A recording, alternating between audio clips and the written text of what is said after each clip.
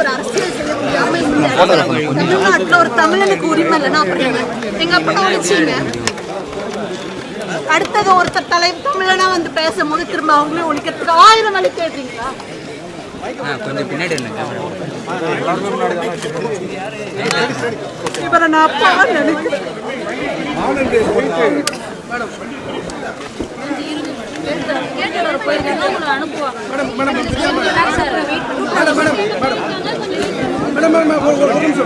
Madam என்னாச்சு madam?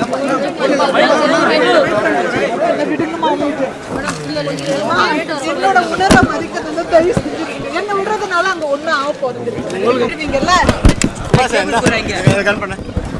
ஒருத்தர் அடிச்சுட்டு என்ன 1000 பேர் வருவாங்க, அது இல்ல பிரச்சனை. அவர் ஒருத்தர் உண்மையா நிக்கிறாரு, இன்னொரு உண்மையான தலைவனை தேடி பிடிக்கிறதுக்கு எவ்வளவு நாள் ஆகும்னு எங்களுக்கு தெரியல. புரியுதா?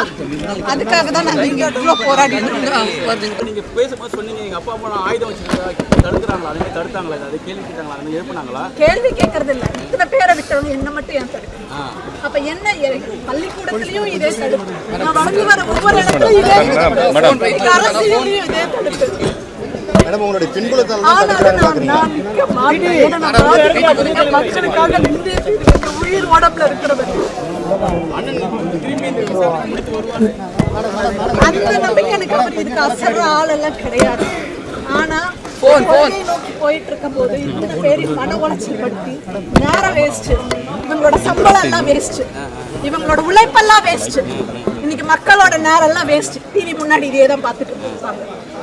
என்ன நாடு எங்க போயிட்டு இருக்கு? ஒருத்தருக்கு திராணி இருக்குதா? திரும்பி இத்தனை டாஸ்மாக் கடை வச்சுட்டு இருக்கிறீங்களே, எடுங்கன்னு சொல்றதுக்கு ஒருத்தருக்கு திராணி இல்ல. அது மட்டும் என்னது, இத்தனை கற்பழிப்பு நடக்குது, இத்தனை ஸ்கூல் குழந்தைங்க இவ்வளோ லைஃப் கெடுது, கண்ணு முன்னாடியே கெடுது, ஒருத்தர் கூட அறிவு இல்ல. எங்க அப்பா இருந்தா ரொம்ப கஷ்டப்பட்டுப்பார், வேதனைப்பட்டுப்பார். அப்பவே சொல்லிட்டாரு, தமிழன் தான் சினிமாக்காரனை பார்த்து ஓட்டு போடுறான்னு ஒரு வார்த்தை. இன்னைக்கு பார்த்துருந்தாரு என்ன மனசு நொந்திருப்பாருன்னு எனக்கு தெரியும். சொல்லுங்க, என்ன கண்ணாமூச்சி ஆட்டை? யாரை ஏமாத்துறது, யாரை அழிக்கிறதுக்கு, எந்த கட்சியை காலி பண்றது? இங்க இருந்து வந்த ஒரு பெண்,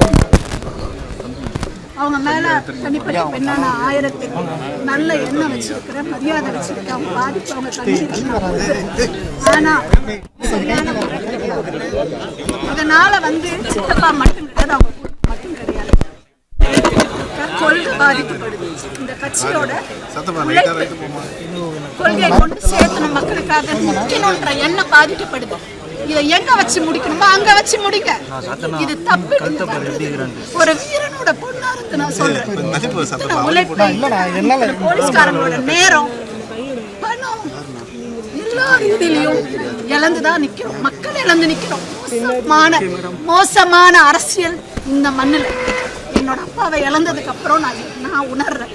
ஆனா நானும் இந்த மக்கள் என்ன இழக்கிற வரைக்கும் நானும் நிற்பேன். போதும் நான்